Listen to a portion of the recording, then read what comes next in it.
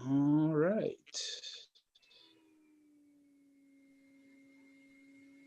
I believe we are live. So whenever you're ready, Al. Call the meeting to order. I assume we have the roll call taken. Approval of the agenda. Yeah, no changes to anything there. Is there a motion to approve? I will move. I will second. Been moved and seconded. All in favor say aye. Aye. Those opposed? Motion carried. Approval of minutes of previous meeting.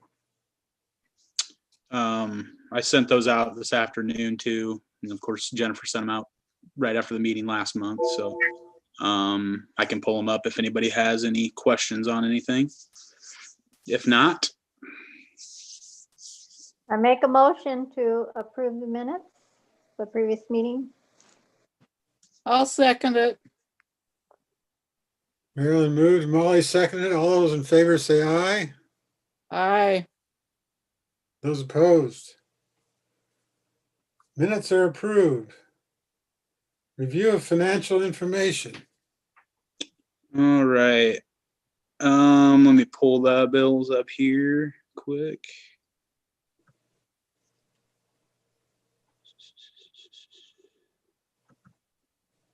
Everybody see those? Yep. Okay. All right, I'll just buzz through these quick here. Air exchange duct cleaning. We got the ducts all cleaned at the Swede Point residence. I only see your file list. Yeah, Yes. I don't see the Oh, actual. you don't see that? Okay, hold on. Let me try it again.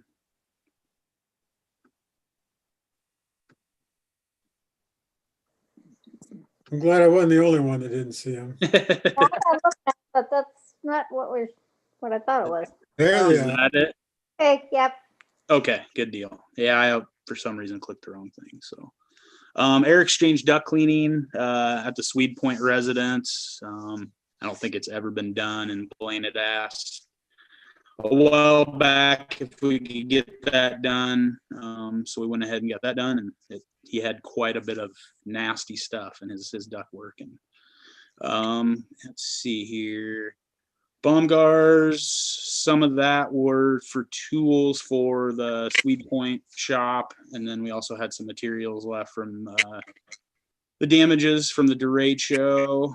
Boone County Treasurer, we had our usual fuel bill for the last 2 months, and then we also had, they went around and replaced some signage for us around the bike trails on the gravel roads and the other county roads that were blown down on the delayed show. So they purchased those materials and put them up for us. So we reimbursed them for the cost of materials. Boone Glass, we had a window broken in one of the cabins. Excuse me. Card services, there's a few different things in there from Amazon. I believe Katie's Fall virtual IAN was on there. I think we had some things for a winch that we bought for the trailer that we purchased down at Swede Point. D&D Pest Control, quarterly pest control, which was actually from the last time he contacted me, and apparently we never got the invoice and he hadn't been paid. So we got that paid. Danielle Jackson, we had one refund for the Lodge by the Lake due to COVID. Fastenal, we had, we put a bolt bin like we have up at Don Williams down at Swede Point. So save some trips for Blaine to the hardware store anytime he needs a nut or a bolt. Growmark FS was, what was that? Star Energy FS. They were bought out again, so now they're Growmark FS. We had some work done. That's who we get our LP through. We had some work done to one of the manifolds at the clubhouse, so that's paying for that. Hawkeye Truck Equipment, we finally got our new truck in, so you'll see a couple big ones on here. We ordered it back in June, if you guys remember, and just finally got it. So We did get a plow attached to that, plow purchased and attached from Hawkeye. I also got a bed liner on that truck as well. Let's see, Hoyt Boys is Madrid, that's tire repair. Iowa Sportsman's advertising in the Iowa Sportsman's magazine again for our cabins. John Deere Financial is our Tyson's account. A lot of that was clothing allowance stuff from our staff. Lowe's was we purchased the winch, the actual winch that we purchased from Lowe's. Let's see here. Anything else? Pat Clemens for $27,585. That was after trade-in from our old Ford for the new pickup that we got. See quill.com. We do a quill.com blue membership every year where we get free shipping on anything. And then we also get deals on paper and a lot of other stationery. So we went ahead and renewed that. Turfworks, Van Wall are all going to be, Turfworks is going to be mower repairs, maintenance. This is our year where we go.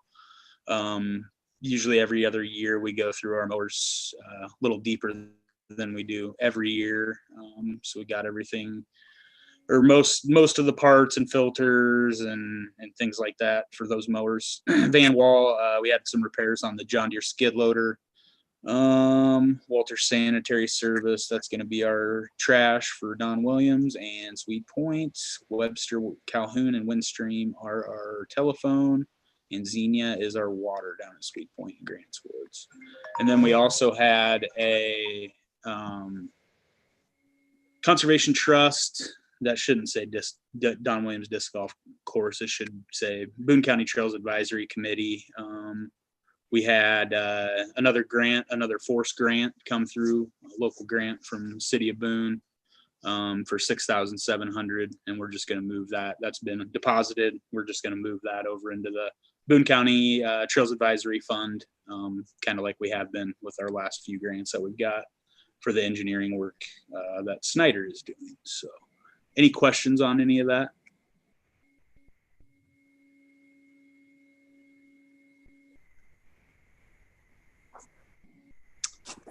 All right. So just kind of keep doing like we have been.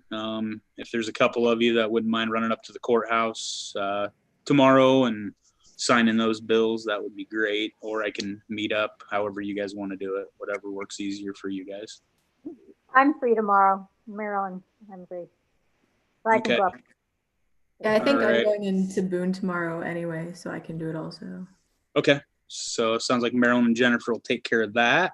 Where do we stop at the courthouse again? The auditor's office, and they'll have them, just tell them who you are and tell them you're there to sign the bills for the conservation, or to sign the claims for conservation board. They'll know who you are. So. Well, that is great. I appreciate that again. Yeah, so I think we're Give them good on the motion to bills. approve this. Yeah, I think we can go ahead and move to approve those since they're going to be signed tomorrow. So. Any more questions? No. Need a motion? I can make a motion to approve those. Thank you, Marilyn. I'll second it. Oh, I don't care. Thank you, let, Molly. let him. Thank you, Greg. Been moved and approved, or moved and seconded to approve the monthly bills. All those in favor say aye. Aye. Those opposed? Motion carried.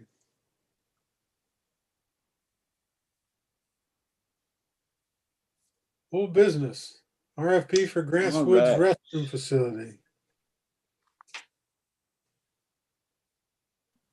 All right. Is that sharing by chance Nope. Still got bills. on the screen? Nope. Okay, I'll find it. All right. Now is it? Oh, there we go. Got anything? Yep. Boom, yeah. General contractor services. Yep. So if you guys remember, I did drop an RFP and some other content for the Grants Woods building that we're going to, or the restroom facility that we're going to be putting down at Grants Woods. I had a couple people review it, made a couple small changes, but nothing major. So I think we're probably going to go ahead and get that posted here soon. We're going to give them through January to get any proposals to us. Since our January meeting, or we're going to give them till February's meeting to submit proposals, just because our January meeting's usually pretty well taken up by budget stuff. So like I said, I plan on getting this out in the papers and on websites and things like that here probably in the next couple weeks. I'll probably run it for a couple weeks, maybe 3, just depending on what it costs. And then, yeah, hopefully we get some proposals start rolling in. So I just wanted to kind of run that by you guys, make sure everything was good there. Make sure this is the ad that I'm going to put in the paper. Just make sure everything looks up to your guys' standards so we can go ahead and get it posted. Any questions, comments on that? Nope. Looks good. All right. Well, yeah, I'll go ahead and like I said here, I'm going to check and see, when they run, how far in advance they need to know and what the cost is. And then I'll probably get that in the papers, like I said, here in the next probably week or two, before Christmas, definitely. So, yeah, so we can hopefully get a little interest in this. So, all right. Nothing else on that at this time. So as long as nobody has any questions, we can move on. High Trestle Trail drainage issue. Okay, back to this. So just gonna pull up a few things here. All right.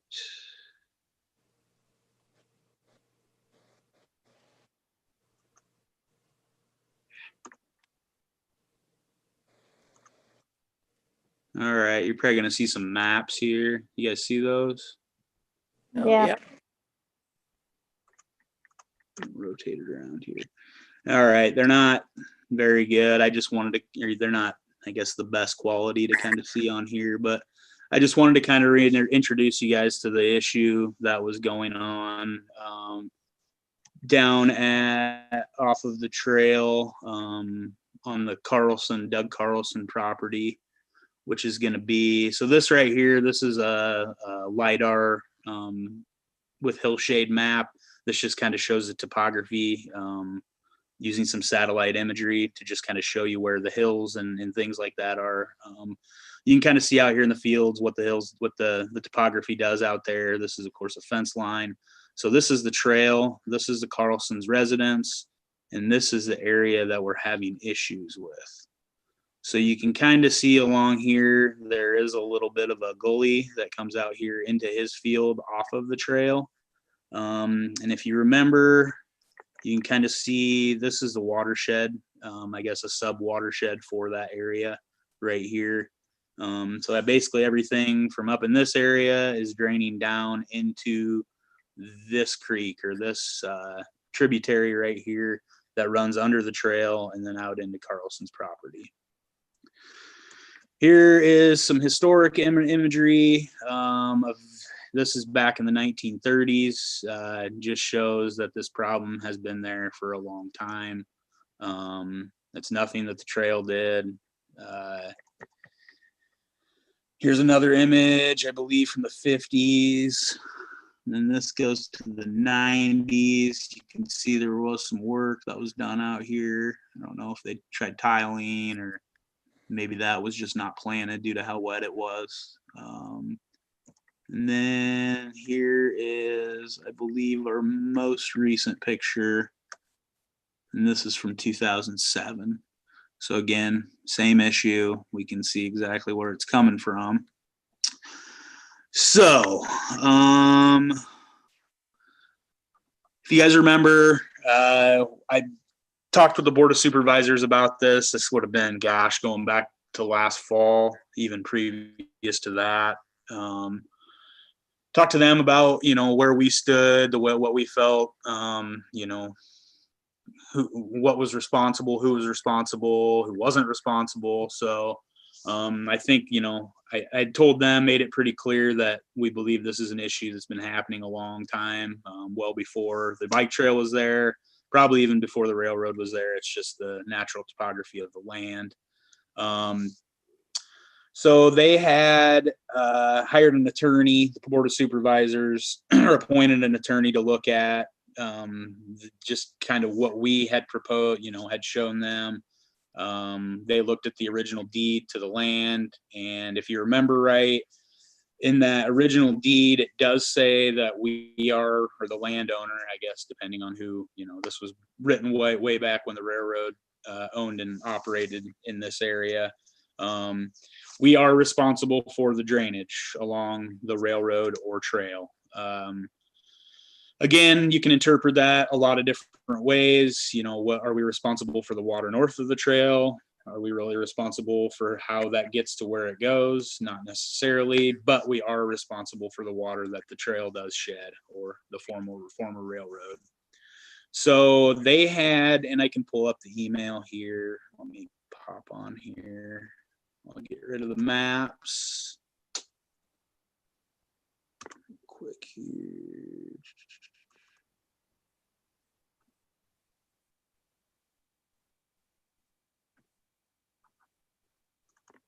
Can you guys see that email? Mhm. Mhm.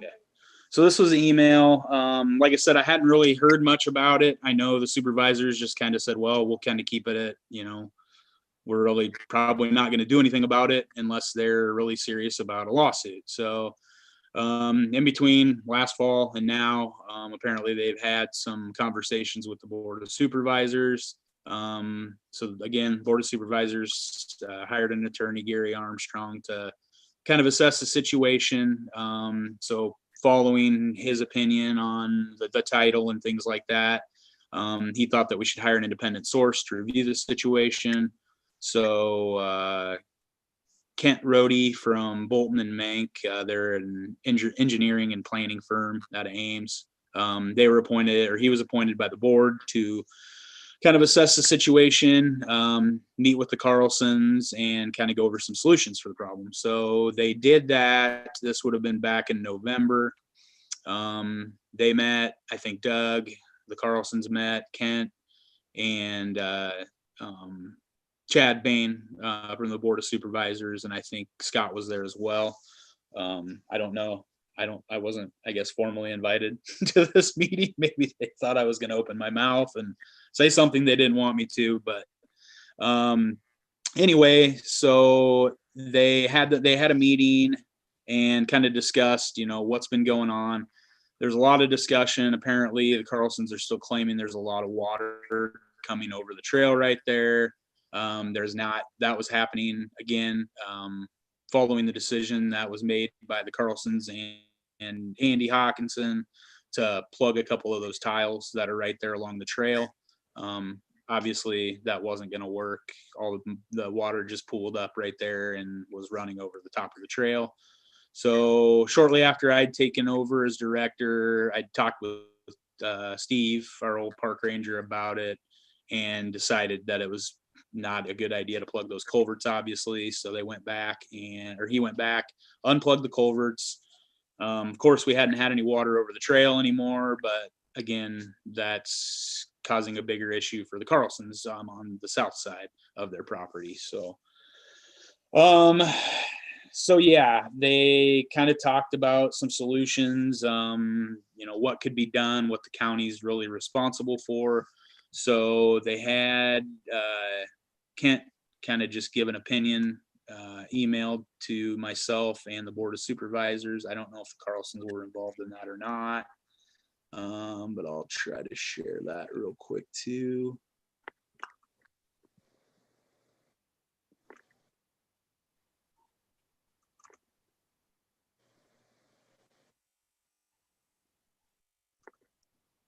All right, can you see that new email? Mhm. Mhm. Okay. So this was the opinion that Kent Rhodey had given the Board of Supervisors. An on-site meeting was held Friday, November 6, 2020 in regard to the Carlson drainage issues along the bike path east of Madrid. In attendance was Chad Bain, Scott Cruz, Kent Rhodey, and Doug Carlson and his spouse. In discussions with the Carlsons, it seems the surface flows from the north of the trail are at times flowing across the trail, causing safety concerns for bicycles utilizing the trail, as well as drainage concerns on the property. Again, we don't really have those problems anymore. According to Carlson, slippery silt deposits and water on the trail have been cause of injured bicyclists in the past. There is a small and shallow ditch currently on the north side of the trail that has become overgrown with trees and heavily silted in. The ditch cannot carry the surface drainage as needed to maintain the drainage on the north side of the trail.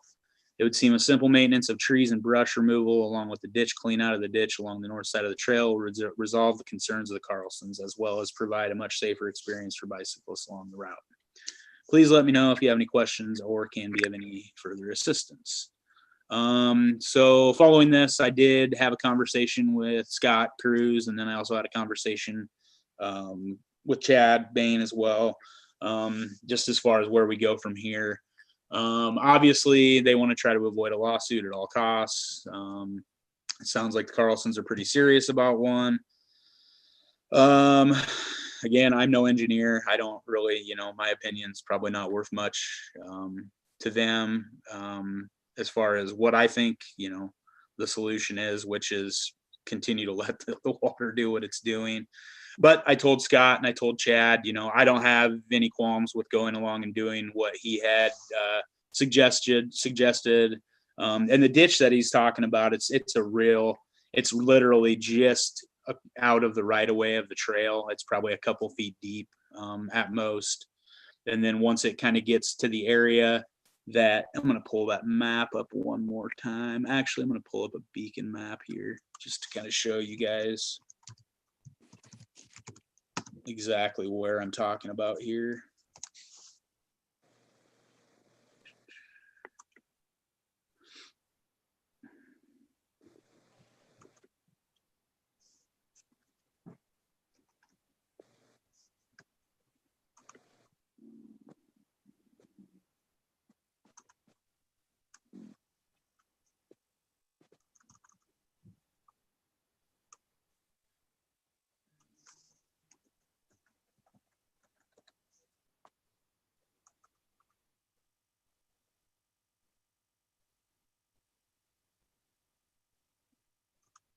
Okay.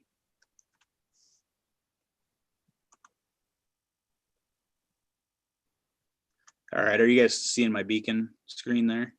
Mm-hmm. Okay. All right. So again, this is the map that we were just looking at, just a live map on Beacon. This is Carlson residence. The drainage issue is occurring about right in here. You can kind of see where it's spitting out right there. So just to the east here, trying to see exactly. Okay. So to the east here, that's where their farm drive is. The biggest issue is everything basically from that driveway flows to the west. So what he had proposed is just to come along here from here over to Violet Avenue and clean that small ditch out. You can actually kind of see it from the picture here. It's just right off of that dark line right there. That's basically the ditch. So there's that ditch, and then there's another drainage kind of back behind that. But again, anything that the water, the trail is shedding should, go to the left or the right of the trail, or to the north or the south of the trail. So he's basically just saying, if we come in here, we clean this ditch out, basically just take, a couple feet of silt out of it, maybe even just a foot, just enough to keep that flowing good and clear any trees out. Of course, there's a lot of damage from the derecho still in there that we plan on doing some cleanup in that area anyway. Then that, in his opinion, should take care of the problem. So again, my biggest concern, I voiced this with Scott and Chad, is that's fine, but what if this doesn't fix the problem? What if this doesn't achieve the goal that they're hoping that it does? Are we going to be right back to square one? So I've kind of, I voiced that to them. They felt the same way. They just wanted me basically to reach out to you guys, just to make sure, we're okay with proceeding with this. Again, a lot of this stuff can be done in-house. We may, as far as the ditch cleaning goes, I'm probably just going to have to meet with Scott again out there probably next spring, unless the snow melts anytime soon, and get out there and just kind of see what it's going to take as far as equipment, man hours and things like that, and see if it's something that we can accomplish ourselves, or if we just hire an excavating company to come in and take care of it for us. So any thoughts? What are your guys' thoughts on this? If we would do something, I wouldn't touch it until he signs something that says if we do this, we're done with the problem. Okay. I agree. That's just what I was thinking. The very same thing. Yeah. And that's even if we do something, because my opinion, I'd tell them right where to go. Honestly, Greg, I feel the same way. I can just tell, with the board of supervisors, and they want to try to avoid a lawsuit. I understand that, again, I like to work with our neighbors, but You can't control again, the this is another. The water's been running there for 100 years. So Right. I don't know why it's our problem. And again, that's how I feel. It's, my biggest thing too, is it going to set a precedent for the future for other folks that are in the area that say, well, I've got water on the south side of the trail on my property. You guys need to do something there, Exactly. So those are definitely some concerns that I would have as well. The next step, what I want to do is I meet with the High Trestle Trail Steering Committee in January. We're trying to get a meeting together some point in January and kind of discuss this with that committee and the other folks from some of the other entities that manage the trail, and I guess get their opinions on, how they would handle it, how they would proceed. That way we can at least have, I guess, some advice from a couple other county conservation boards, some cities, some other counties too. So I know. and then at that point, Yeah, go ahead. say that again, Marilyn. Well, I just keep. Oh, wondering, I was just going to say that. it can't be an Sorry, go isolated. ahead. I mean, it can't be an isolated incident. This has to be happening, and that's what I think. It happens all over the state of Iowa, so I don't know why we are doing this, but anyway. Right. And, and that's kind of what I told them. I said, we've already had this discussion a few different times, and we don't think we're responsible. But if it, makes a neighbor happy, it's little cost, then, I want to tread lightly, just because, again, I don't want this to happen every, section of the trail where we have a landowner to the south that can claim that, this is our problem, not theirs. So But what if we would split the cost with them? Yep. Yeah. split the cost. Yep. Yeah, because we don't Yeah. feel we're responsible, but yet we're taking care of the problem, which is their problem. So I think it'd be almost gracious of us to pay for half of it, and they pay for half. And And if I agree with that. The only thing I could see him saying is, well, if it's a problem, then why are you guys paying half of it? Just if it's not your to- problem, then why Just are to you? be over with it. Yeah. But And if they would pay for half of it, that might stop other people from saying, hey, fix this for me too. Yeah, right. So I don't see how this is gonna help him cleaning out that ditch. I Isn't that gonna, honestly, his theory. So the water's their gonna get theory clean is, faster if you clean out the ditch, right? So their theory is so there's a couple culverts along this stretch too, and I can pull that map up if anybody has any questions on it. I can email it to folks. There are a couple culverts under here. They claim if we dig that below, we dig that ditch. They claim that the culverts are there for more of an overflow, not really to allow drainage to go under the bike trail or former railroad bed, but it was just there as an overflow so that if water did, raise up a couple feet in that ditch, then it could have enough relief to get, or the overflow would there to be able to relieve the water from going up and over the railroad. So their theory is if we dug the ditch down, a couple feet below that culvert where it has enough water, enough area to flow, then it should relieve, a little bit of the problem. But again, if we get a bad enough rain or a heavy enough rain, it's going to fill that ditch up in no time, and it's going to go right through that culvert. So, and I agree. I honestly don't think this is going to fix the problem, but if it's something that, we've had an engineer take a look at it, that's what they recommend. If we do decide to proceed, we can get something in writing from the Carlsons just stating, okay, this is what we're going to do. If this doesn't fix the problem, you might have to try some different avenues, because that's not, we would be no longer responsible after that.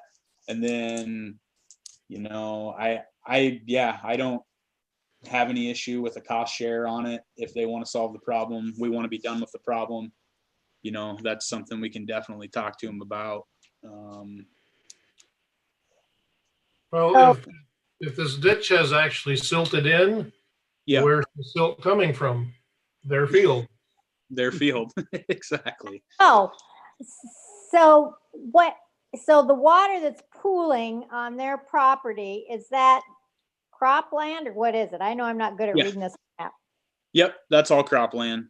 Well, why don't they just put it into wetland preserve or something? I don't know. That's something I know when Steve was originally having conversations with him, he tried to, convince him, hey, put a grass waterway in there, put a buffer strip, along that area. So that way, you may get a little money, as part of the program, and you don't have to deal with it again. And again, I know they've tried tiling it, and apparently the tile blew out. That didn't work. And I know Greg's said, well, I don't know that they tiled it correctly then, but again, that's all, that all be on them. But They're just being, yeah. And like I said, it's just, the email from Kent, it was great, but it was like, is the problem here really your guys' issue in the field? Or it sounds like it's more about the safety of the bicyclists. And maybe he thought, I don't know if he just had a misunderstanding, if that's what these people's complaint was, or I have no clue. yeah. But it's hard. And it's hard right now too, because we can't get everybody in one room together and say, hey, this is what's going on. What are we doing? And, but again, like I told them, I told Chad and I told Scott, this is how we feel about it. We don't think it's our issue. Obviously we want to try to avoid a lawsuit. We want to work with our neighbors, but we don't want to put a lot of effort and resources into something that's not going to work. Obviously that little ditch could be cleaned out anyway. I don't know if or why it wasn't cleaned out when the trail was put in, originally, if there was an issue, if they thought there was an issue then. But again, I don't know what was going on at that point, but I can certainly, I'm going to meet with the supervisors again on Wednesday for my update, and I'll definitely let them know that we're not, we really don't think this is going to fix the issue. We're not, really super enthusiastic about doing it, but, we're willing to come to some sort of an agreement, some sort of a solution to hopefully put this all behind us.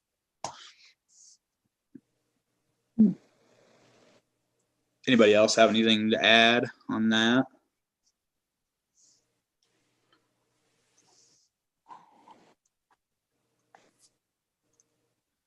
And yeah, like I said, I'm going to meet with the steering committee in January and get their thoughts on things. And then as soon as I get anything back from them, I'll report that back to you.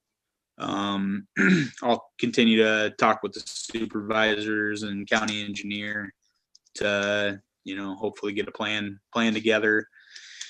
Maybe get some bids too, see what the engineer thinks it's going to cost if we hired it out, see what, as far as man hours, if we hired the engineering department to do it, if they even have time to do something like that. But we'll put our heads together and try to see if we can't come up with a cost for that. And I'll definitely let the Board of Supervisors know your thoughts on an agreement if we did decide to go that route, and giving them the option to cost share on it. Or I guess not giving them an option, I guess propose something like that. So anything else on that? Okay, we ready to move to new business? Believe so. IDNR Native Seed Production Partnership. All right, let me pop up a couple things here.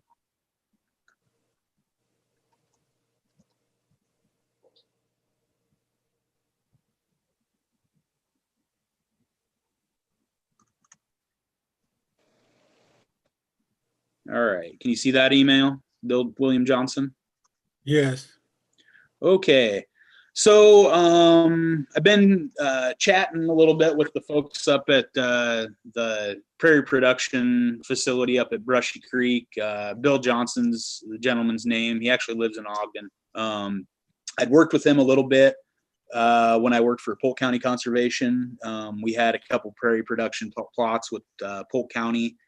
Various locations. The one that I worked at was at the Iowa Correctional Institute for Women. We had a pretty extensive plot down there where we produced various different native grasses and native forbs that were harvested by the women there at the prison, as well as the Conservation Board in partnership with them. They would turn the seed over to the DNR because they provided all the plugs for all the plants. They would do all the cleaning, and then they would get a portion of that seed back to plant on their managed areas. Great partnership. They've been doing it for years. So I talked with Bill here. It would have been late summer. They had a bunch of plugs that they had left over from some of the plots that they weren't going to use. So he had gotten a hold of me and said, hey, just want to let you know we have a bunch of plugs if you want them to, put in some areas or, do with them what you will. So we took, I can't remember from our report, I think around 300 or 400 plugs we took, various different species, and planted them in some of the restorations that we're doing out at Don Williams. So we're kind of chatting, and I told him, hey, we'd definitely be, possibly interested in, partnering with you guys on something similar to what Polk County did down at ICIW. And yeah, he told me, he's like, yeah, we'll think about it, and we'll see if we can't get something going. So he did contact me here middle of last month, and they would like to partner. They're going to start a new program with a number of different county conservation boards. And what they're doing now, what they had done before, they had down at ICIW, gosh, I think we probably had 30 or 35 different species of plants that we were growing down there, maintaining. What they're going to try to do is partner with county conservation boards and have them be responsible for growing 2 to 3 species. So basically they're not, they don't have to train a lot of people on weeding and harvesting and when to harvest and on and on and on for a bunch of different species. It'd just be a few different species that are appropriate for the area that you're in. And then same type of deal, you grow the few species throughout the year, plant the plugs, weed them throughout the year, water them as needed. And then at the end of the year, harvest the seed. Once everything's harvested, hand it off to the DNR. They'll go down and clean it. Once they get all the seed cleaned, they're doing things a little bit different too. So an example, Boone County would produce, say, cardinal flower for the crop or for the co-op. They produce 10 pounds of seed at $500 per pound. So you'd have $5,000 total value for that seed that we produced. So what we would do, instead of just receiving the seed from the plant that we the plant that we raised and harvested, we would get a mix from all the different counties. So we would have a really good quality seed mix rather than just 2 or 3 species or 8 or 9 species to add to other mixes. So yeah, it'd be Boone County would receive 60% of the value, $33,000 of the seed in return in form of mix of 25 plus species. And then DNR would receive the other 40%. Basically, the reason they're receiving the other 40% is because they have all the hard work and doing all the cleaning and raising them in the greenhouse to get them to ready to plant plugs. So yeah, we would get 60% of that value. They get the other 40. We both benefit. Basically, all we really have into it is a little bit of labor, weeding and watering, right off the bat, and then harvesting at the end doesn't really take all that time.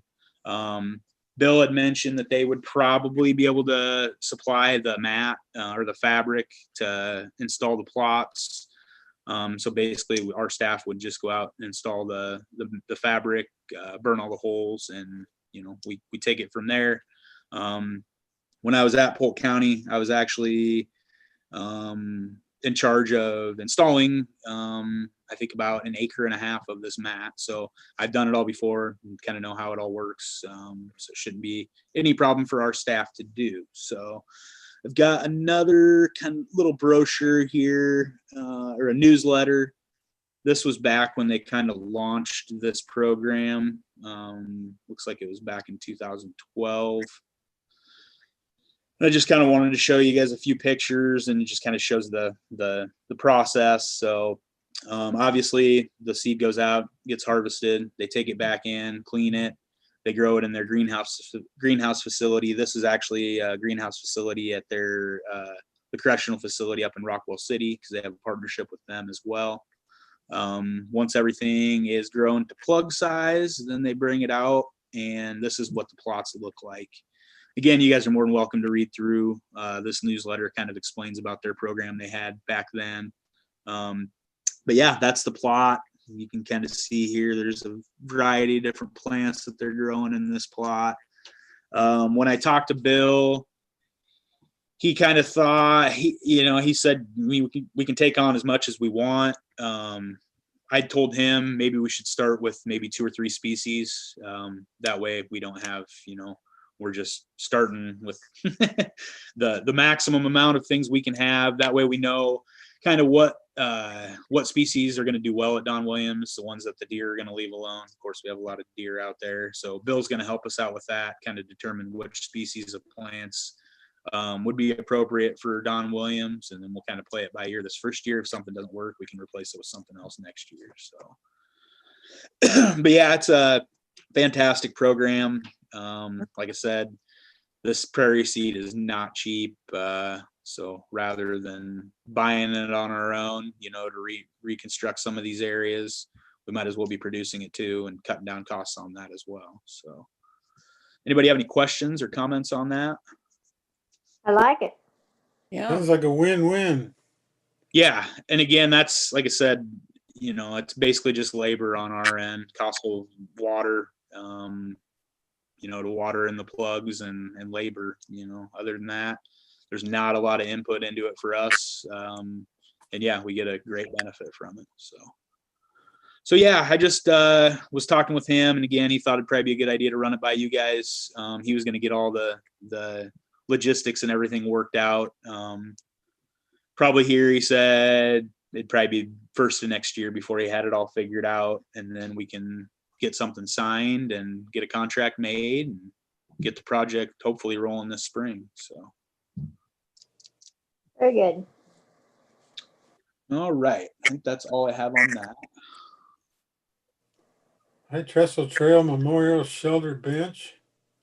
Okay, I'll pull that one up here quick.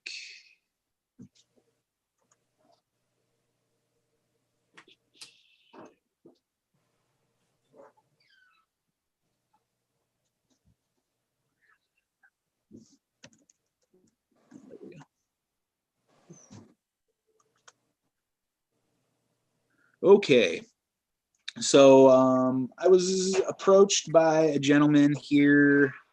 Oh gosh, it's probably been right around the time of the derecho, about a memorial bench, potential memorial bench out on the High Trestle Trail for his wife. We kind of talked. I had just kind of mentioned to him that we have quite a few benches already on the trail, especially around the bridge area.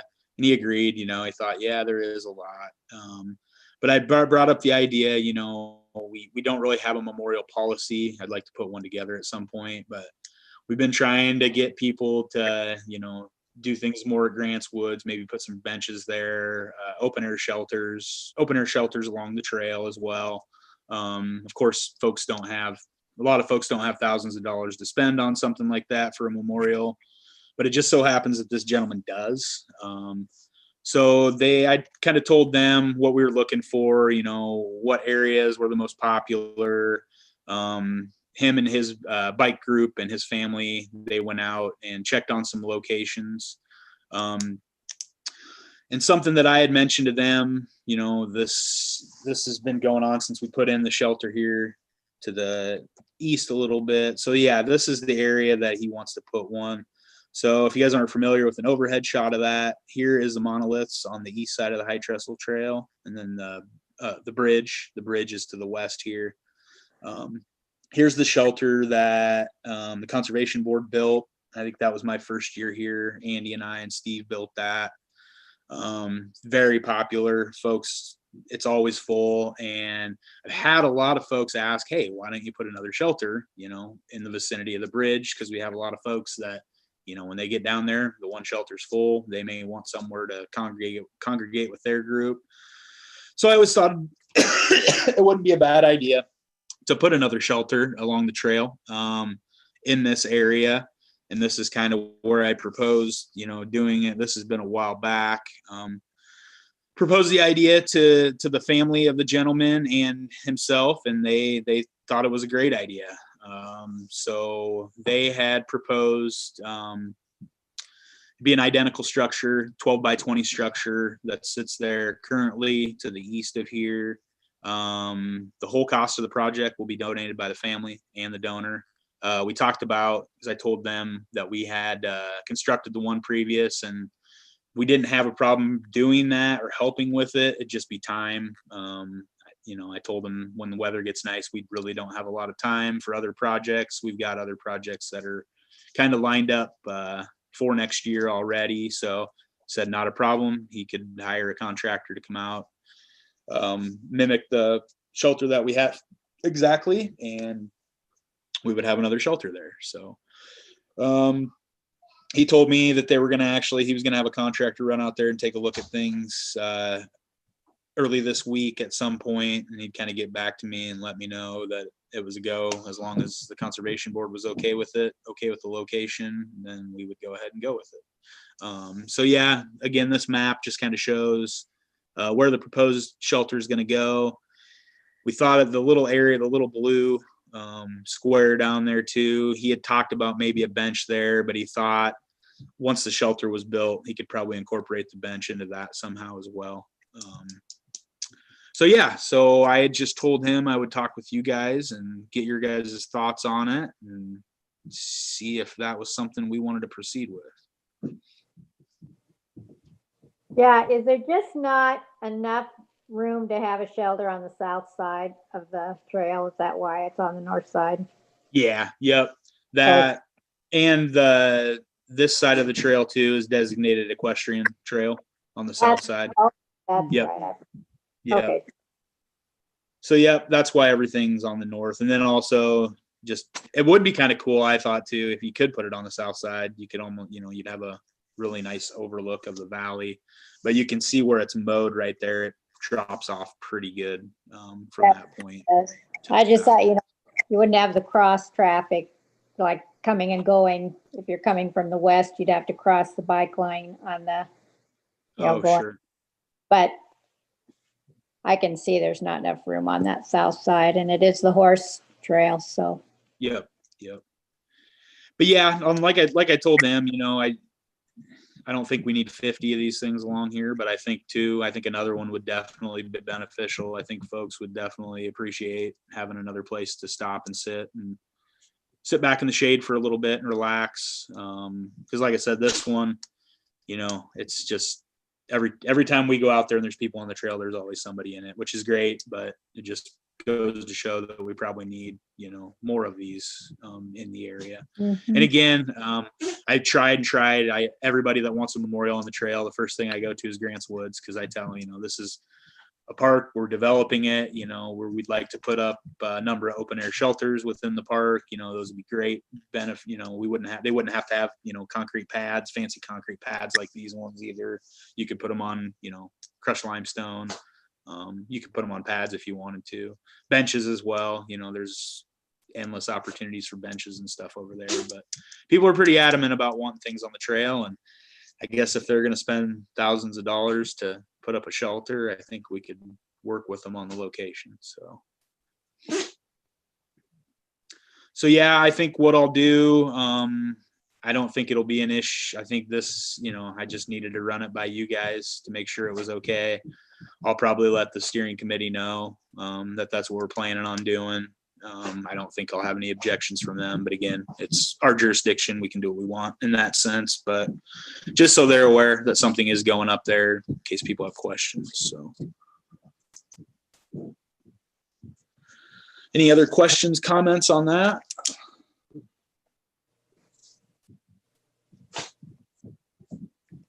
Looks like it's a go. Okay. Awesome. Well, yeah, I'll keep you guys updated. I just told him I'd talked with you guys. He was going to talk to his contractor.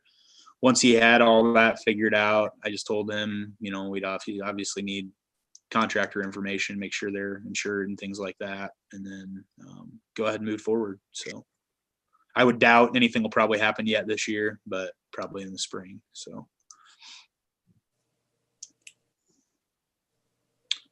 All right. Ready for the annual report? Yeah, this just real quick. If you guys remember last year, I found out I was required by code to do an annual report. So put one together last year, and I kind of built upon the one that I had last year. So I'll go ahead and pull that one up. All right. Can you see that? Oh, there it is. Sharing? Okay. So yeah, again, just wanted to run through this real quick. Nothing you guys don't already know, but I'll have to submit this to the Board of Supervisors. I'll probably do it at my update. So yeah, BCCB fiscal year 1920 annual report, mission statement, 2020, a year like any before. Of course, you can't get through one of these reports without mentioning coronavirus somewhere. So yeah, administrative report. This is kind of new from last year. These are a lot of the administrative projects I've done, grant writing, collaborated with INR and the DNR and INHF for the protection of Clover Woods, did some work with that, developed and implemented a COVID-19 response plan and adapted that to our operations.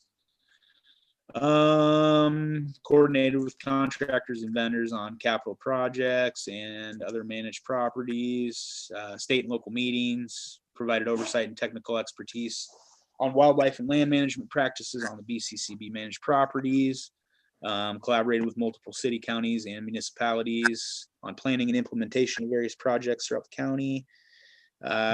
Same, collaborated multiple city, county departments on planning. Oh, that's in there twice. My goodness. Well, I'll have to go back and change that. Sorry. Review, update, and implement board policies, rules, regulations, coordinate continuing education. There's the list of the committees and appointments that I serve on right now. There's you folks and picture of a couple faces. That was back at the town hall meeting. Governor Reynolds held. Greg, you didn't get in the picture. We tried to avoid them. drag you in there, but I think you. What's that? I try to avoid pictures. Me too. But yeah, that just shows you folks and what you guys had for years of service. Here, I added up on this too. This is required by code as far as what areas you have, acreage and things like that, and map. On the right here, just kind of shows some of the land management activities. There's a prescribed burn at Don Williams. I believe that's Katie. Here's our naturalist intern, Sabrina. They did a rescue on a red-tailed hawk earlier this summer. And here's one of our kestrel boxes with a successful nest of kestrel eggs. Wildlife and land management, 350 plus forbs that we planted from plugs that were provided by the DNR that I spoke about a little bit ago. Private acres seeded with our drill, only 4. Prescribed burning, 25 acres. Weren't able to do quite as much due to COVID this year. Prairie restorations, 43 acres. Kestrel nesting program, 12 boxes. Assisted again with DNR with banding, goose banding. Advocated to protect 4-H clover woods, and that's just over 1,000 acres. E. coli beach monitoring at Don Williams. Partnered with IDNR on walleye stocking study at Don Williams. They stocked 4,256 walleye this year, compared to our 1,000 that we typically stock that we no longer have to do for a while due to that program. Assisted Iowa Wildlife Center with vegetation management. We provided them with a little bit of herbicide to get rid of some invasives and things like that. Various wildlife injuries and rescues, and continuous invasive species control and monitoring on our properties. So here's our maintenance environmental ed report. Construction, of course, Campground C, finished those upgrades earlier this spring. New bait shop, site prep for the new Frisbee golf course. Constructed a boat ramp access and created a trail, a turf trail at Dick Sissel. Installed insulation furnace windows and entry door in the Swede Point shop. Did a bunch of maintenance on the shower facilities at Swede Point and Don Williams, and installed our new dock at Don Williams, which we just removed and takes about a 1/10 of the time it took to do the old dock. So that's awesome. Here's Katie snowshoeing program that she had. And then that's actually one of our photos from our Boone Forks photo shoot, kind of a mock program that she did as part of that. It's kind of a cool picture. So environmental ed recap, 3rd quarter, we had 619 participants, 4th, 703, 1st quarter of 2019, that should be 2020. Sorry, I'm gonna make a couple notes here.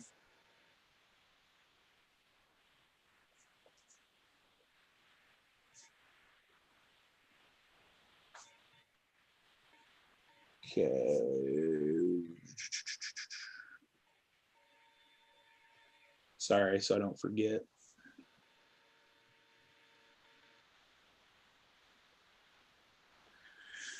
So that should be 3rd quarter 2019, 619, 4th quarter 2019, 703, 1st quarter 2020, 500, and 29 2nd quarter 12. So we were on track to have a really great year. Beat last year by pretty good as far as our participants go. And then, of course, everything happened with COVID and we had to cancel everything for the remainder of the spring or the remainder of that quarter. We still reached 1,834 people through public, private, and school programs.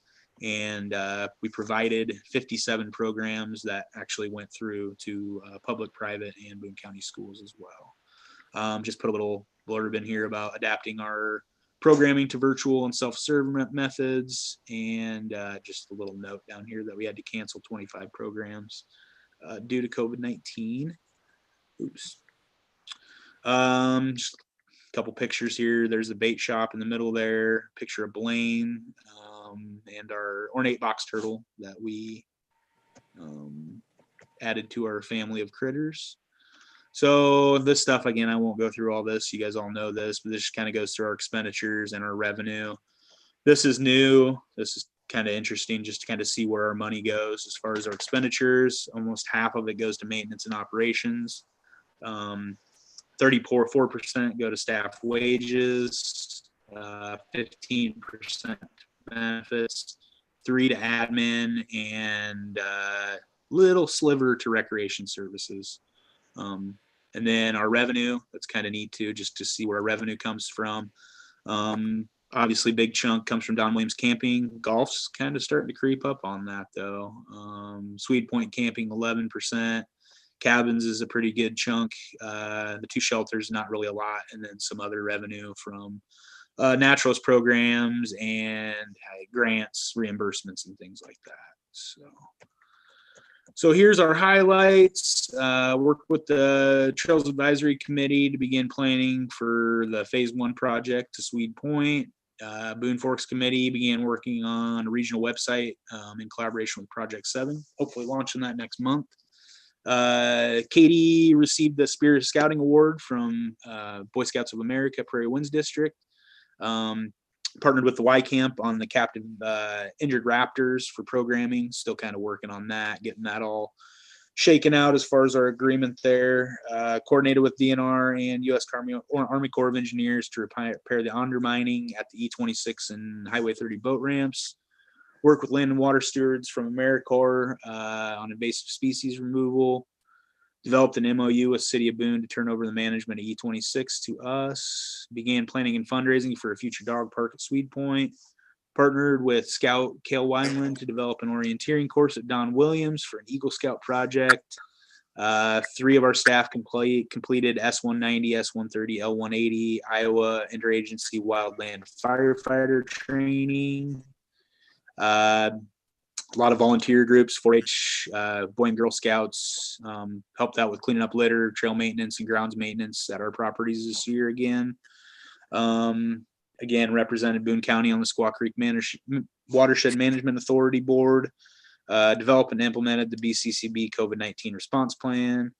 Experienced a record number of visitors to our parks, trails, and wildlife areas due to the COVID-19 pandemic, and welcome Blaine Sundstrom. So here's our staff and some pictures and some other stuff. So any questions, comments on any of that? Special account balance, I guess I didn't go over that. It's good. But That's yeah, nice. nope. Thank you. Like I said, I'll make those few corrections on some stuff that I noticed and get that sent out to the supervisors.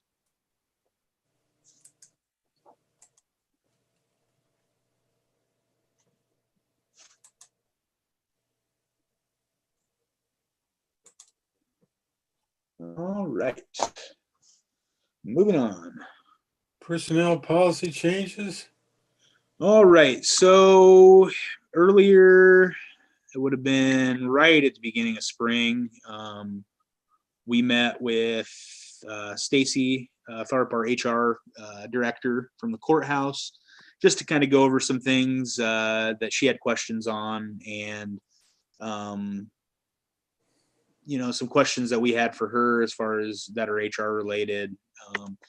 So a couple of the items that we had, we have our clothing allowance. Is this sharing? You guys see that? Nope. No? No, Okay. Not yet.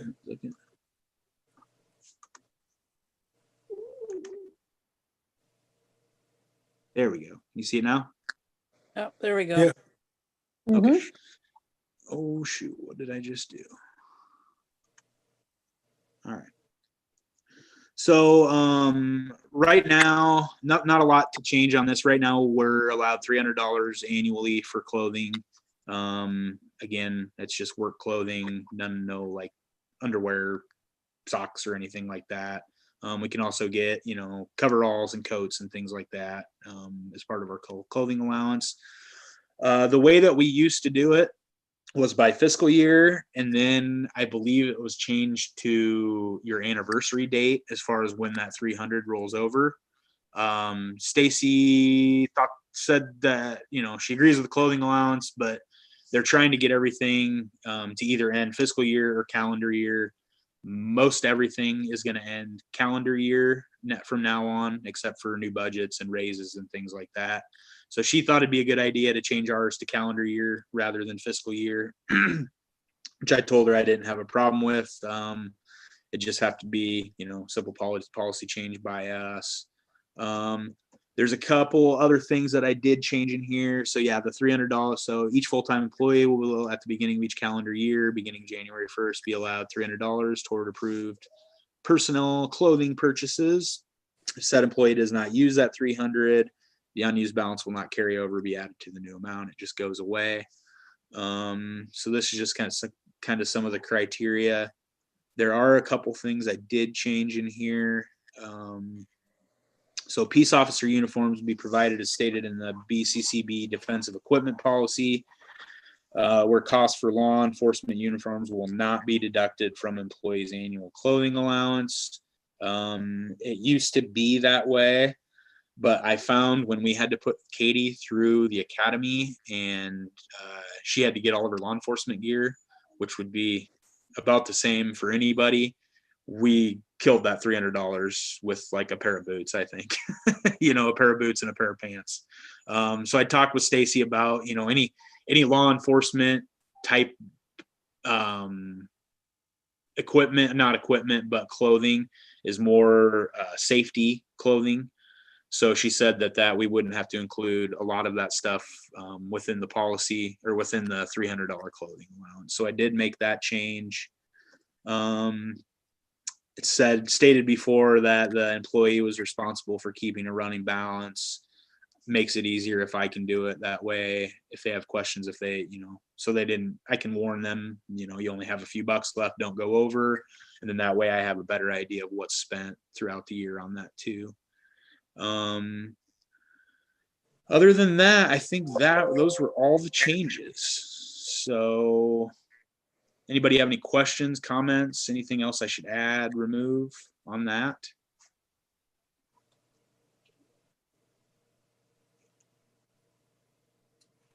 Said a lot of this stuff is just kind of typical format for a lot of the other county conservation boards within the state. So yeah, as long as everybody's okay with that, I think we should probably have a motion to approve this pending review by HR. I think that'd probably be a good way to state it, as long as you guys are okay with it.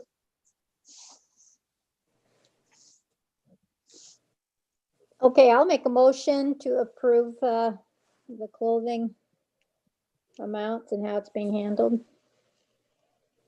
Okay. I'll second it.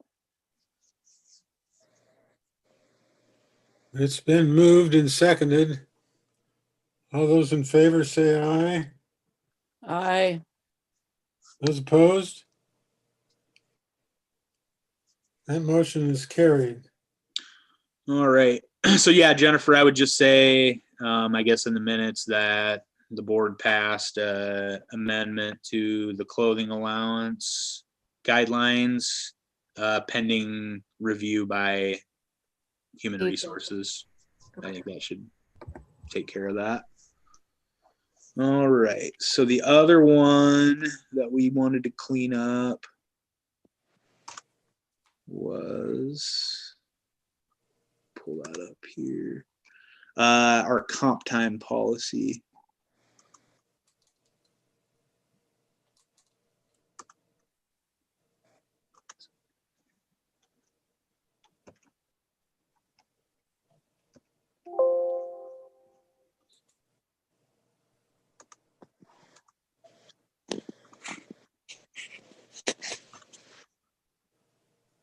All right, can you all see that?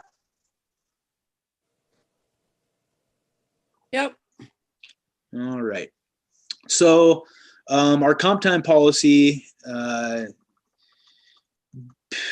changed a few different times in the past, I'd say 10 years, just because they've done a lot of revisions to the county handbook, the employee handbook.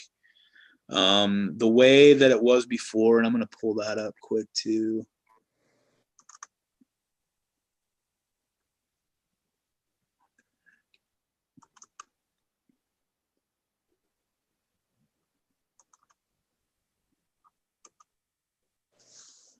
Oh, that's a really old file. Never mind, I can't even pull that up. So the biggest change that we had to that was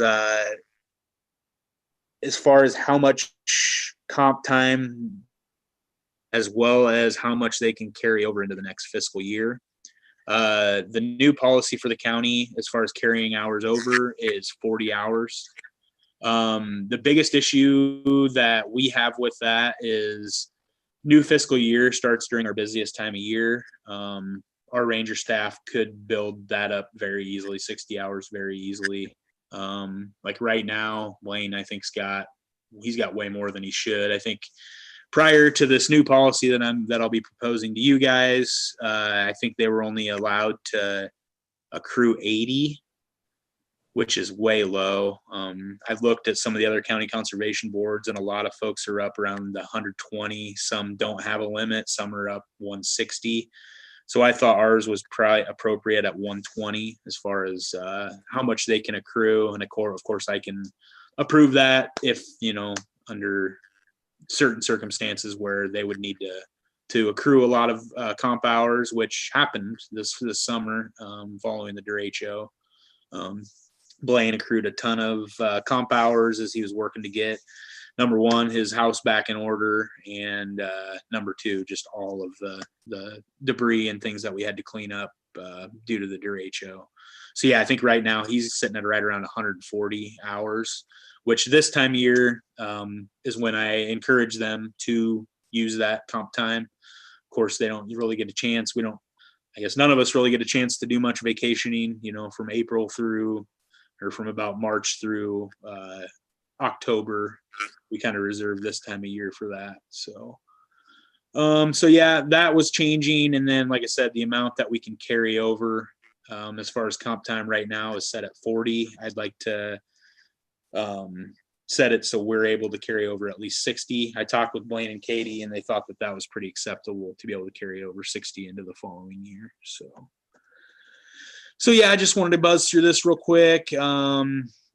Again, the biggest part that I changed, and a lot of this just kind of some technical stuff, just about employees knowing what their job description is, how we earn comp time, what rate we earn comp time, submitting timesheets, approval by myself.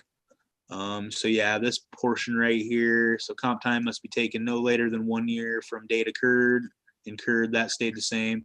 So no more than 120 hours of comp time may be accrued unless approved by executive director. So that's one change I made from, like I said, I believe it was 80, and I think that was all they were supposed to have.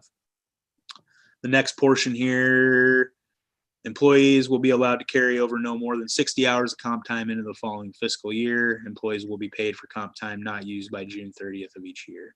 So again, this is the same policy that the county has, except it's allowing 60 hours rather than 40. A little bit more here. This all stayed pretty much the same. Just counsel employees as needed regarding excess hours worked, and actively supervise the employee regarding where the employee should be spending his or her employment time.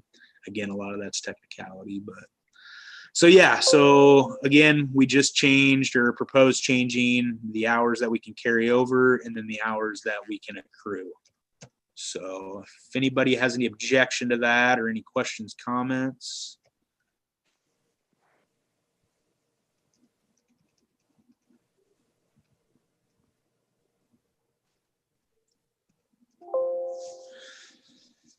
And again, probably just need a motion, similar motion for that too. So.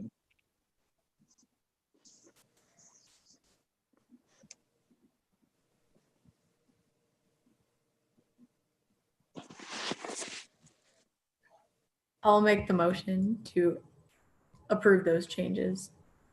Okay. And that one will be pending HR review too, just same as the last one. So. All right. Second. I'll second it, but I don't really understand it that much. Oh, okay. Well, no, go ahead. What do you got questions on, Greg? Oh, no, it's just I'm not familiar with that stuff, but I'm assuming, you say your busy times in the summertime, you have discretion on when they can take it or not. Right. So basically what comp time is, it's our way of not having to pay overtime. It's still, I guess, accrued as the same rate. It's time and a half. So rather than paying our staff overtime, we would pay them, or we would issue them comp time at time and a half. Yeah, you give them time off instead of paying them extra. Right. And we have the option. I guess I have the authority to pay them overtime. I did pay a little overtime to Blaine and Zane right immediately following the derecho because they did work a lot of hours. And again, I'm trying to avoid Blaine building up a huge amount of comp hours and then not being able to use them. So, but I want to encourage him to use them. Like I said, I encourage them all to try to get them down to at least 60. So that way we don't have to pay them all out at the end of the year. So, But then you try to have them do it in the off season too, if they can, unless something obviously comes up. Yep. And like I said, usually from March through October, that's when they're accruing all that time. They're not really taking a lot of time off. None of us really are, but and then usually November, December, January, February is when they'll take a lot of that time off. So it's when folks ask, well, what do you guys do in the winter time? It's like, well, we do a lot of work, but that's when we can vacation too. So which is why I'm taking quite a bit of time off this week to deer hunt. So Well, makes sense to me. yep. So that's how that works. Okay. I'll still second it. Okay. Then moved and seconded, we approve this. All those in favor say aye. Aye. Those opposed? Motion carried. All right. Couple more quick things here.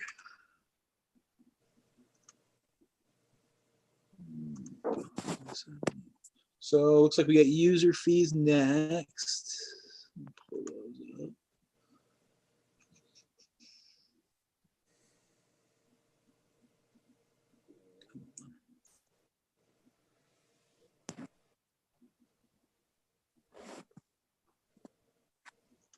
All right. Can everybody see that one? Yep.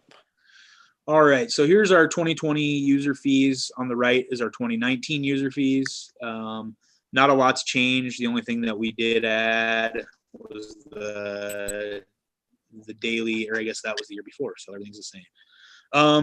Been talking with a few of the other conservation boards or the other directors and just some folks about user fees this year and how folks are handling them due to COVID. The biggest thing that I'm hearing, and I agree with this, is it's probably not a good time to start raising prices on things. I mean, obviously we're not struggling, as far as our revenue goes, as far as our usage goes on things. Not to say that a few of these things couldn't be increased. I just don't think that this year's probably the year to do that. With everything going on with COVID, hopefully, by summertime things are somewhat back to normal. But I think, with the economy hurting, with people's pocketbooks hurting, again, just I don't feel that it's necessary to raise any of these prices. Again, that's what these meetings are for. If you guys feel that we should, definitely speak your piece and we can definitely figure that out. But I guess that's just my 2 cents as far as rate increases go for this year. Any thoughts, questions, comments on that? I agree with you. No. Yeah. Okay, We're I not think- losing money on anything, are we? No. I mean, shelters, and that's not due to, prices. I think that was just due to restrictions this year. That's really the only thing that's down as far as our revenue goes. But again, I think that was just due to restrictions and closures due to COVID. So I think those will definitely pick back up and we'll be good to go. And then this time next year, I think we probably need to take a really good look at everything as far as our rates go. I know we did cabins. We just raised those a couple years ago. And then camping, of course, so camping will go up to $20 when we do the upgrades, which is kind of loosely what we've been doing with all of the upgrades that we've been doing over the past few years. Once they're upgraded, we'll bump from 18 up to 20 on those sites. But other than that, I think those are really the only increases that we did. Golf, I think we maybe changed a couple of the daily rates for golf, but as far as memberships go, I don't think we've bumped those up, at least in my time here and my time as director. So, but like I said, I think for this year, I would make the recommendation that we just keep things the same, and then take a real good look at everything next year.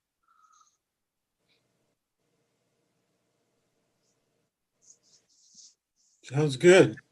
So yeah, I guess in the minutes again, Jennifer, just note that, you know, we're good with user fees for 2021. Keep everything the same as 2020 in case folks inquire about that. So, all right. Well, that's all I have for user fees.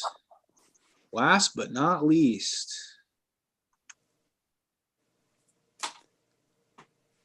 Elect officers. all right.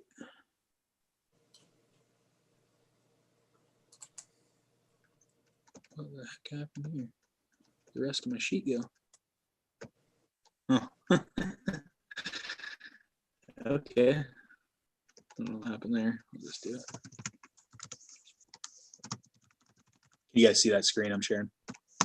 That's very tiny. Not yet. No. That's still the Your user. browser and Yeah. Oh, yeah. Yep. I got to do a different share here. Sorry.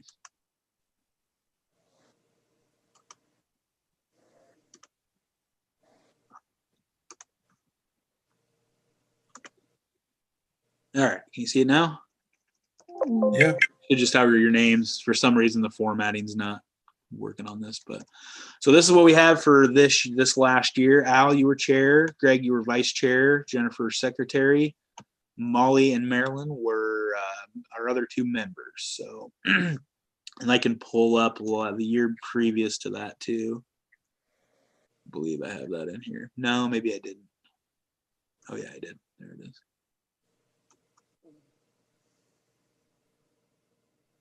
Did that one share? Molly was president before that. And then I was president before that, I think. Oh. Yeah, we usually just rotate it, don't we? Although I stayed at secretary because Or yeah, you were or Al was secretary the year before that. I know. Yeah, you were secretary last I was year. secretary 2 years in a row. Yeah. Yep, and Marilyn was president or We chair just last type year. it while we go. So. Yep. I'm fine staying at secretary, but if somebody else wants it, or if you guys need me to do something else, I can also switch. No. Okay, and then real quick too, I have an announcement from our board member whose term is up this term. Uh-uh. So go ahead, Molly. Oh, okay. Sorry, I didn't mean to put you on the spot. No, I'm not gonna run or this will be my last meeting with you guys. Oh. Miss No. you. Well, yeah, Molly's been serving. This is her 10th year, so her second term with the Conservation Board. So thank you very much for all your hard work and dedication. And I wish we could do it in person. I've got a plaque for you. We'll just have to figure out geez, I when don't- when I it's don't safe to need a take plaque. pictures. Well, I think after Neil had resigned, I think we made kind of a loosely after as long as you serve 10 years, you get a plaque. So. Boy, I'm glad I stuck it out then. There you go. 2 terms, you get a plaque. So. Well, no. So yeah, it's up to you guys as far as you other 4, how you guys want to do it. Like I said, it was so Al was this last year, Marilyn was the year prior to that, Molly was the year prior to that. Prior to that, I do not know because I don't believe I was around. I think actually it may have been Becky. Yeah, Okay. I think so. Yeah, because I was here 1 year when Becky was here. And Yep. then, That would have been and- your first year. Yeah. so, Keep Um, everything the same. so should Greg be chair then? Because he was vice chair this year? If we Okay. rotate it, he would be. Yeah. Okay, You all right with that, Greg? I'm all right where I am. Ew. All you have to do is say, do I have a motion? Do I have a second? All those in favor. I know I'd have to talk more then, wouldn't I? Yeah. Just a little bit more. Just a little bit, not a whole lot. Tanner, do we know when we might get a fifth person then? Yeah. After Yep. After Molly told me here last week, I immediately got a hold of Board of Supervisors and Stacy from HR, and they already have it posted. So, if anybody has, Stacy sent me the application too, and she said I can, give it out if I have people that are interested. So, if you guys know of anybody, Do they notify the people that applied last time that it's open again? Because I'd imagine a bunch of those people might still be interested. That's a great question. I don't know their process as far as the Board of Supervisors. I can check with Stacy. You could ask if they could just, I assume they have their contact info from their applications last time. Right. Because that was less than a year ago, wasn't it? When Greg got on. That would have been 2 years ago, right? Yep. Or was it last year, Dave? It was just last year, I think. Yeah, It was And I was 2 years ago. and I had to apply for my, about a year and a half for me, I think. Yeah, I think Greg's actually didn't get started until like summer almost. well, how many years is a term? 5. Because I had to reapply last year. Because you started in the middle of a term. Okay, You took All right. over, I think. Who was it? I don't know. I just know I wrote an application and then I had to reapply last year, so. Yeah, we had I think we had a board member resign early, and I think you took over like in the middle of their term or something like that. So, but yeah, no, Jennifer, I'll definitely check with Stacy and the board just to see. Yeah, I mean, if you have people that are already interested, it might not hurt to reach back out and see if they're still interested. Okay, well, Al can't do it again. So Greg, you and I are gonna have to fight this out. Nominations? I think I'm nominating Greg. I would much rather do that than take notes. I can't take notes to save my life. Okay. All right. Somebody's got a I second. like Greg. Okay. Okay. It's unanimous. Do we have a motion on that? So we Well, I guess that's still Al's job yet. yeah. Yeah, you're already jumping in there. Goodness. There we go. All right. So we have Greg as chair. Marilyn, do you want to vice chair? Sure. Give Al a year off.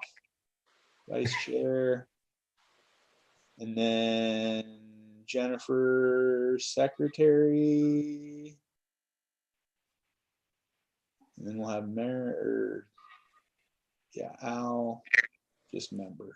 And then new board member when they come on. Okay. So yeah, I guess you guys can move to approve the. Is there a motion to approve the slate as presented? I make a motion to approve. I'll second it. All those in favor? Aye. Those opposed? Aye. That's by Greg.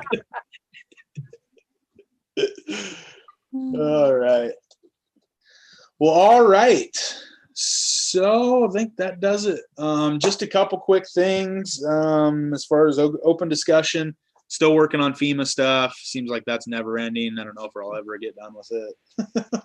But hopefully we'll find out here in the next month or so what we're going to get reimbursed for that. Katie's been working on bird-friendly county for Boone County. If you guys remember, Madrid, I believe, was the first bird-friendly city, I think, in the state. They were designated last year, the year before. They just last year started doing bird-friendly county, and I believe there's Polk, Story, and one other county. And Katie's been working on our application, so Boone County can be designated as a bird-friendly county.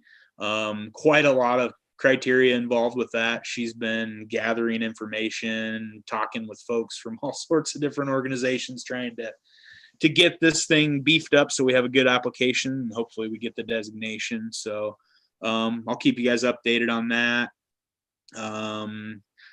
Other than that, just pretty much normal operations. wintertime again. Like I said, I've been deer hunting this weekend. Not a ton going on for me. So I got one thing. yep. On that bucket truck, Yep. I got a hold of the guy who has it. Okay. It's Rex Shell's old one, Rex, yeah, we know him. and it's a old Ford. I forget what year it is. Okay. It looks really rough, I guess, but mechanically wise, he says it's good. As far as the truck itself or the boom component, both.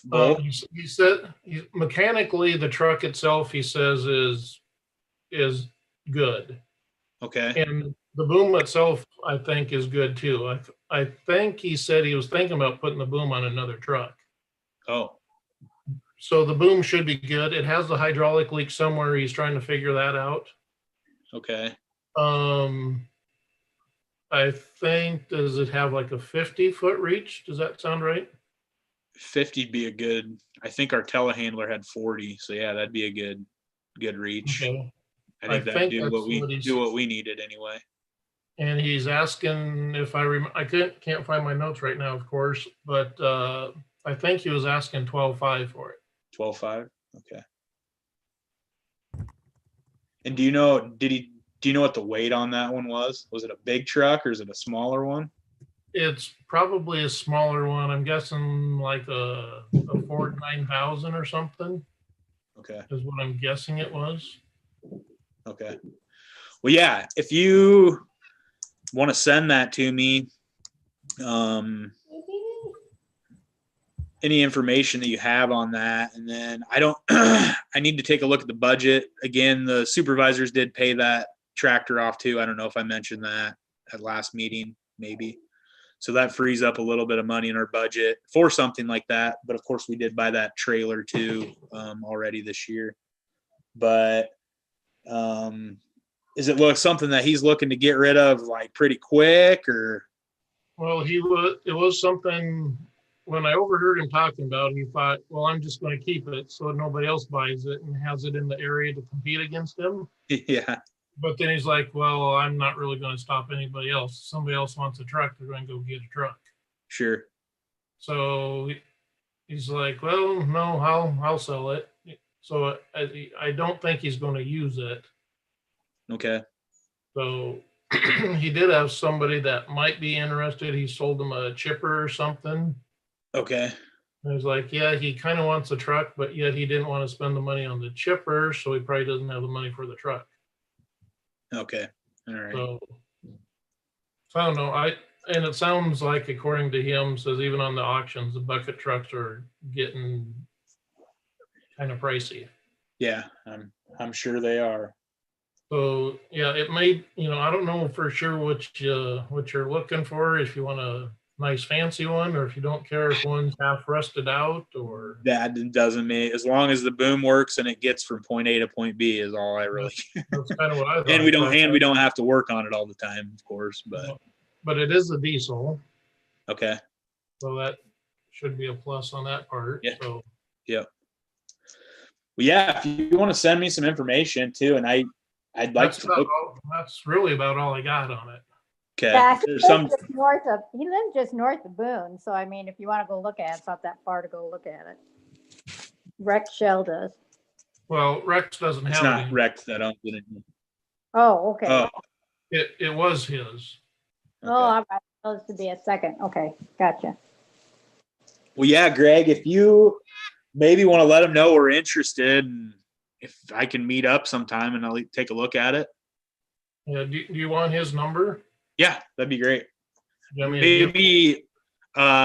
Maybe email it to me. I don't want to do it on here. that's what I was going to ask you. Yeah. Yep. Just email me his name and number, and then I can give him a shout. Okay. Sounds good. All right. Well, I think that's all I have for you folks. Unless anybody else had anything. Just goodbye, Molly. Bye. Bye. Thanks, Molly. When things get back to normal, maybe we'll throw a party for you. Oh, wow. don't need to do that, but Well, I'll get a hold of you. if I'll you get have a- a potluck or something, you could invite me. I might Yeah. show up. Absolutely. Absolutely. Well, yeah, We I'll don't- be don't getting even a have hold a of you. picnic anymore since I'm on here. We canceled the picnic now. No. The picnic will definitely be back. Everybody loves the picnic. As long as the pandemic goes away, the picnic will be back. Okay. I promise. All right. Well, I'll get a hold of you soon, Molly, and let you know, meet up sometime and we can do the plaque, take a couple pictures. And then, like I said, it'll Okay. probably be after the holidays here, but Yeah. okay. All right. That's Okay. all I have. Is there a motion to adjourn? I make a motion to adjourn. I'll second it. That was the most enthusiastic motion of the Doesn't take All much. those in favor? Aye. Those opposed?